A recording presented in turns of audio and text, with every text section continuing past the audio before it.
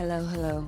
Welcome to the inaugural episode of The Orbital Tribe. I am Mignon, the host and creator of this podcast.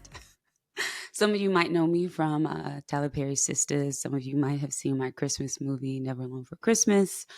I have a social media profile. I'm trying to think what else. I'm around. That's all I can say is I'm around. And thank you for tuning in. So I know some of y'all are like, so Mignon, I know what the word orbit means, and I know what the word orbital means, but what do you mean by the orbital tribe? Well, I was born on a Friday. No, I'm kidding.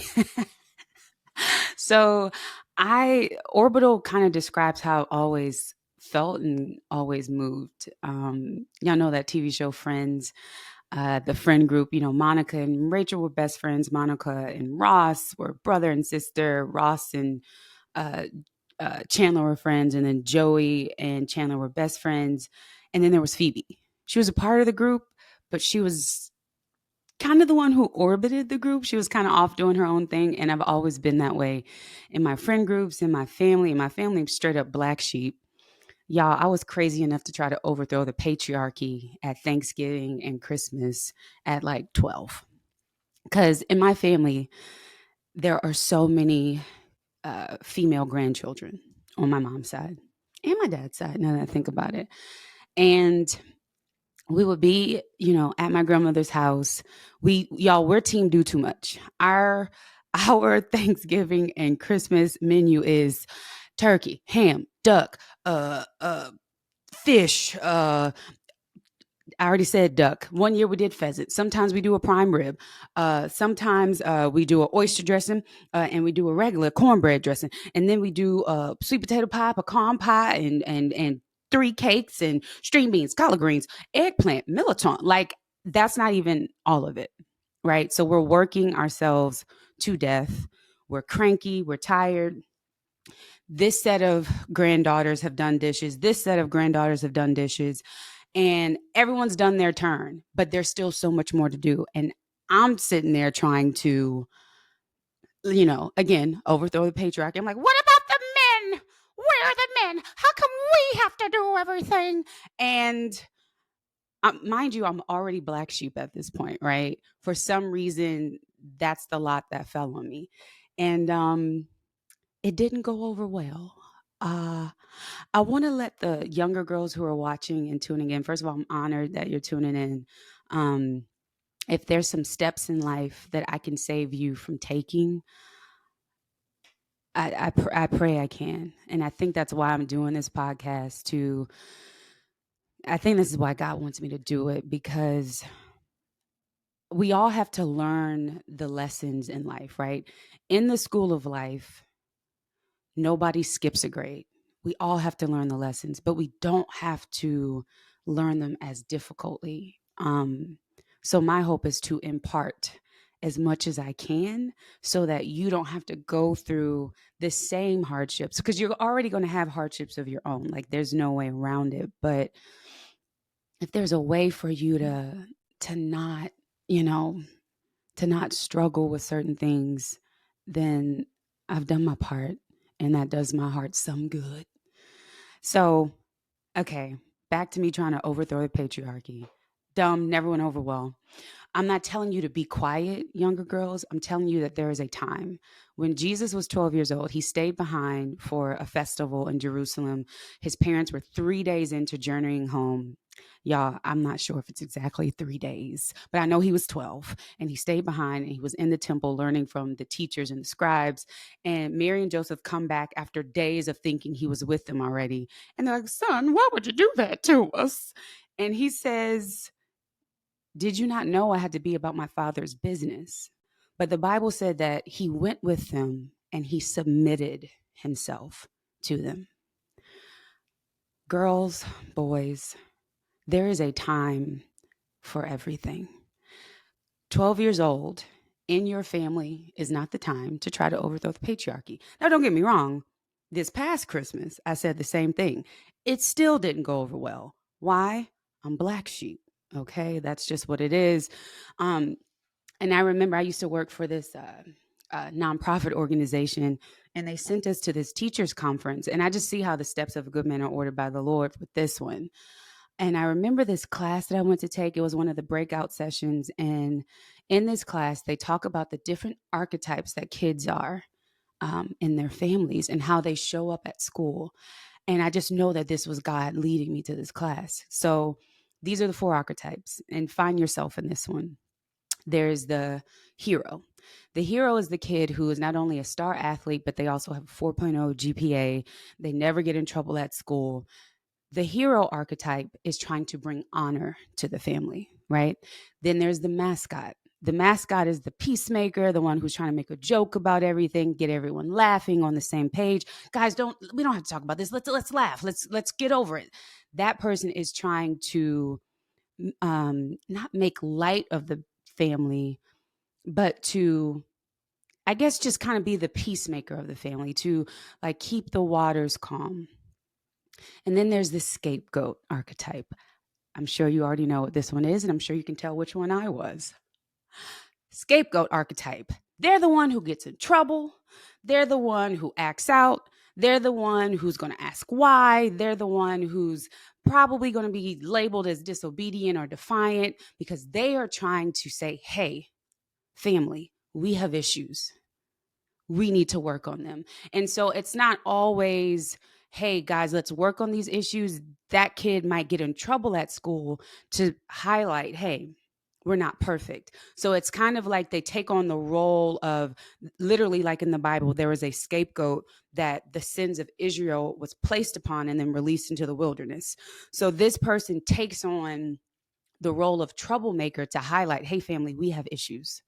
Okay.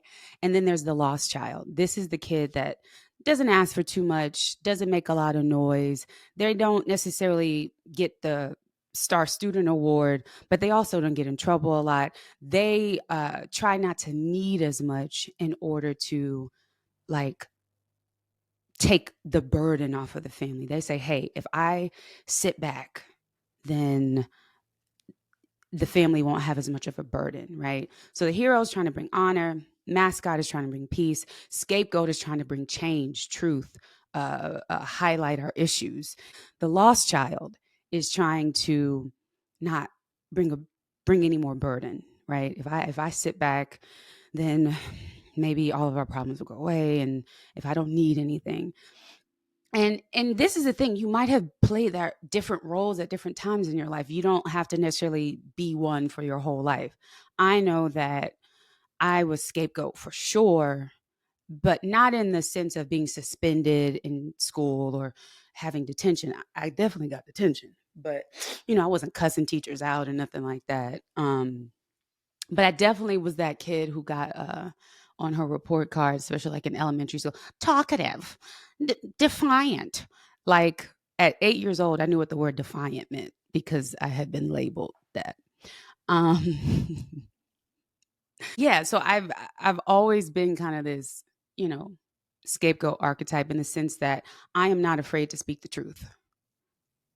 I am not afraid to speak the truth. Now, I have gotten older. I have gotten wiser. What I do now, especially if I'm in places where I know the truth is not welcome, I know I am not welcome. So I stay home. I am introverted. I've always been introverted. Um, and that kind of all goes together, right? Being kind of that scapegoat archetype, right? Not afraid of the truth, not afraid of our issues, the whole point of the scapegoat archetype is to hopefully highlight the family's issues so that we can change them. But, growing up in a Southern Christian Black household, that was not the result. The result was, being labeled a certain thing and being seen a certain way and treated a certain way. And still to this day, right? Um, I, I tweeted either not last year, but maybe a couple of years ago, I was watching Soul Food is my Thanksgiving movie. And I remember putting this tweet out. I hadn't seen anyone else put it out. And I just put it out. I was like, y'all, unpopular opinion, but Aunt Terry was the victim. Aunt Terry was the victim, and I feel like Aunt Terry in my family a lot. Um, my immediate and extended. Um, so I've always been kind of a part of a group, but also orbiting a group. I've never been in like the innermost part.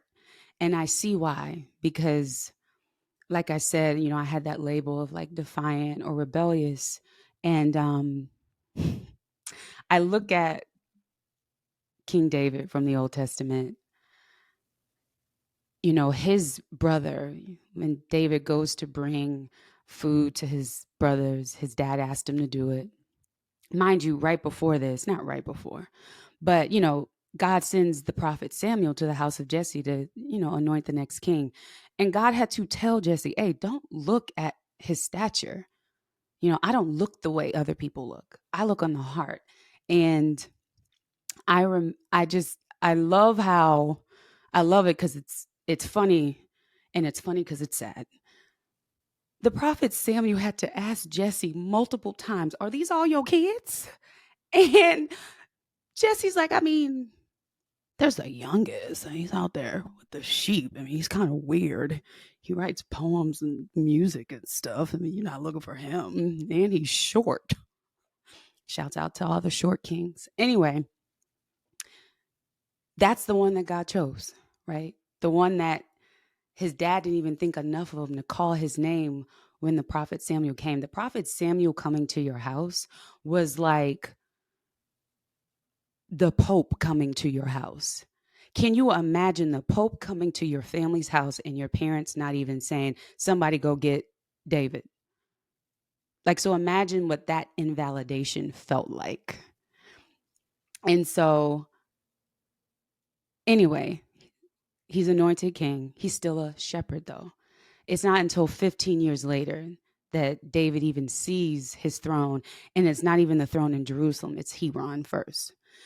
He reigns in Hebron 7 years, then Jerusalem. And so he brings them food, and his oldest brother Eliab is like, well, you just being nosy. He's like, what did I do now? I'm just doing what y'all asked. I see y'all all scared, and it's because of this Philistine. And so we all know the story. David slays Goliath, and we look at David, and he was one of the greatest warriors that ever lived. And he has in one of his psalms, he said, "You have made my hands to war," and that resonates with me. I realized that he has made my hands to war. But this is the kicker, and this is what I had to learn. I had to learn how to pick my battles because, baby, especially my college days, I would argue with you. Now, you can say something I completely disagree with. I'm be like, word, that's, yeah, word. Because I don't have time anymore. When you understand you have purpose, you don't have time for stuff like that. There's a proverb that says, if you stop to throw stones at every dog that barks, you will never reach your destination. I'm pretty sure it's a Hindu proverb. And I realize that he made my hands to war, but my war is not against flesh and blood. It's against principalities and spiritual wickedness in high places. And the weapons of my warfare are not carnal, but they are mighty for the casting down of strongholds. So I realize that as an orbiter, right, as this scapegoat archetype, God has given me this spirit to kind of stand back and observe and to see things, even at a young age. Like I remember being like 10 or 12 and saying to myself, around the same time, I'm trying to overthrow the patriarchy. Because like the men in my family, it's so interesting. When they were at home in their respective houses, pretty helpful. But when they came to Christmas or Thanksgiving, when I tell you they would sit down from the time they got there to the time they left, I mean it. When I tell you that they would not wash a dish, not even on Thanksgiving Day to say, thank you, ladies, for cooking, I mean it. And check this out, would be the first one to get a plate when the food was ready. I mean, it was insane. And so I just remember watching that and saying to myself, I want better than this for me. Like, I know God does not want women to be subservient. That word submissive is not about being subservient. More and more people are catching on now. But back when I was a kid, that was groundbreaking. And I wasn't a kid that long ago. I'm still early 30s. Like, so it's just interesting how far we've come as a people. And I realized in the fashion of Esther, I was born for such a time as this, but it was difficult. And it still is, because speaking truths that people aren't ready for is so hard.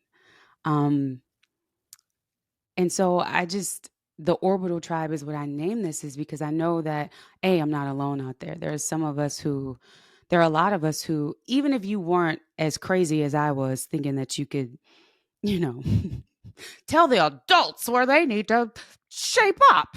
Like, even if you weren't that nutty, you probably still saw it, but you had a good enough sense to know my time has not yet come. Like Jesus, you probably had that wisdom that Jesus had at 12, where he said, let me go home and submit to these people because I am still a kid, right? So you knew to be quiet. And I did not, because no one was saying anything, and you just couldn't get me to come off of it. Now I'm just like, word, that's crazy. Wow. Like, I don't have the time. Um and so that's kind of been my journey, my background. And I've been on a journey of healing since I graduated from college. I remember my senior year of college, like the last week, all of a sudden, all this anxiety came, and I just went and trauma dumped on the therapist. Like, you know how at schools they will have a counseling center. I just went and trauma dumped on this like really nice young white dude, and he just kind of looked at me and was like, I can't tell you a word he said. I just had to unload things that I had been carrying. And then around 23, I saw Meg J's TED Talk, Why Your 20s Matter. Young folks, especially my 18, 19, 20-year-olds, please get that book. It's called The Defining Decade, Why Your 20s Matter by Meg J. It changed my life. And it kind of started me on a path to wisdom. And then about, 4 + 3, 7 years ago, I started therapy with a, certified Christian counselor. They are trained in like trauma therapy, like EMDR specifically. I was afraid of EMDR for a while. Very helpful. I recommend it highly. Uh, they are a cognitive behavioral therapist. I recommend that highly. Get to the root of why you do things, right? And just that moment that really changed my life, because, like I said, I had that scapegoat archetype, and that spirit that wasn't afraid to speak truth, even if it was inconvenient. But like I said, I was an orbiter, and I just really felt like I was on the outside of things, and things didn't happen for me the way they did for other people. And I remember having like moving back into my mom's house and just having this come to Jesus moment with myself. But I'm pretty sure obviously God was in the atmosphere. And I just remember saying to myself, let's pretend for a moment here that it truly is everyone else's fault. Every other bad thing in the world that has happened to you is someone else's fault. I knew that was ridiculous, but I said, let me go with this all or nothing thinking. At the time, I did not realize it, but I was debunking a cognitive distortion. It's called all or nothing thinking, or black and white thinking. And I was like, yeah, let's just say it's everyone else's fault. And the next voice I hear, I'm going to give credit to the Holy Spirit for this, was, now what? Now what? I had already kind of started my journey to like going full force at my dream of being a storyteller and actress. But I had hit some snags because I couldn't get a job even as a production assistant. At that point, I had production assistant, I had post production coordinated, I had story assistant, I had been a coordinating producer. And I was trying to get like a production assistant job, which is entry level. And I couldn't get that. And so I was just in my feelings, feeling like a victim. And I just debunked that whole victim mindset that, I had developed from just my personality type. In the sense that being different and not afraid to speak truth, it doesn't you're not going to necessarily be that popular.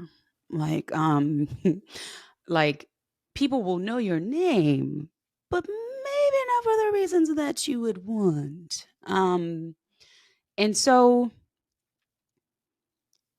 after I heard Now What, I decided to go full force after my dreams. Period. I'm not going to let whatever this is stop me. Because here's the thing. Like I said, let's pretend that it's everyone else's fault. Let's pretend that everyone is wrong and they hurt me and all the things. Wah. No one's taking accountability. No one's apologizing. Nobody's rectifying. Nobody's trying to do the right thing. So I can sit here and let these people win twice.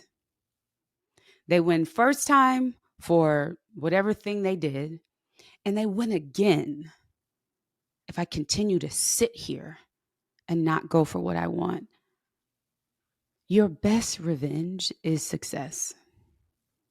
That is your best revenge. And let me tell you something, baby. When you get focused enough, you're not going to think about them. I've had people apologize to me about stuff, and I'm like, I can't even tell you what you're talking about.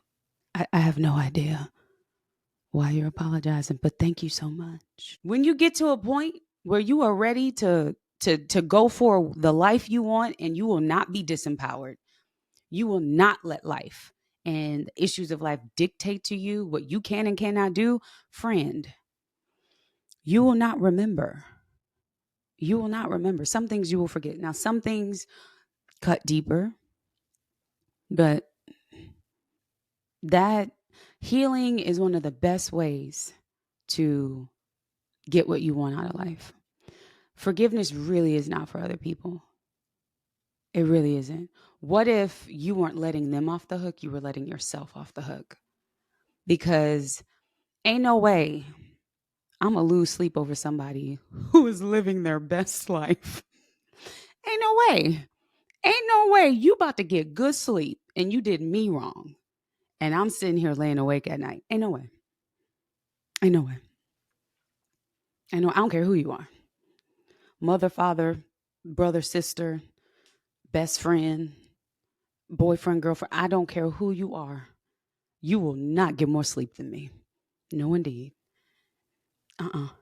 So,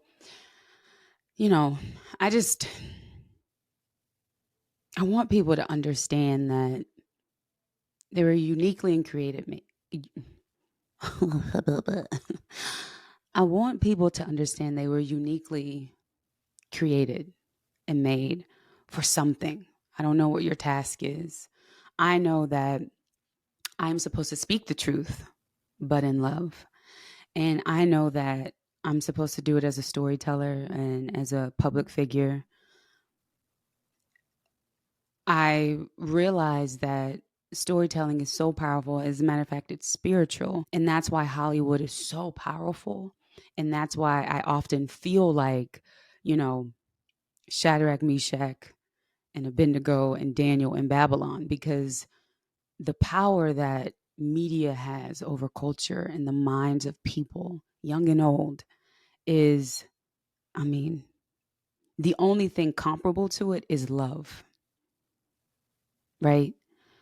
So I know that if I speak the truth in love through storytelling, I'm walking in the image and example of my creator. Jesus would often talk to crowds of people who were illiterate.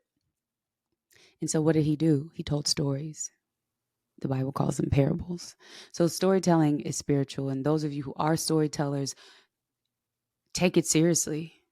It is a spiritual job, especially if it's one that God has ordained you to do. Do not try to break into Hollywood if God has not told you to. I'm begging you.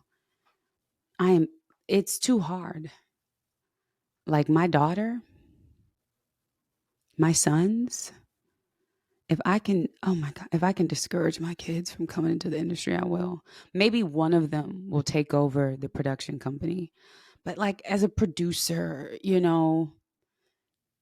but like, y'all, this ain't it. I'm telling you, like, this ain't it. Like being an actor, and a storyteller. It's Alan Richardson said on a podcast, he said, no one tells you that when you get to the top of that mountain, right? That mountain of Hollywood success, no one tells you that there's absolutely nothing up there.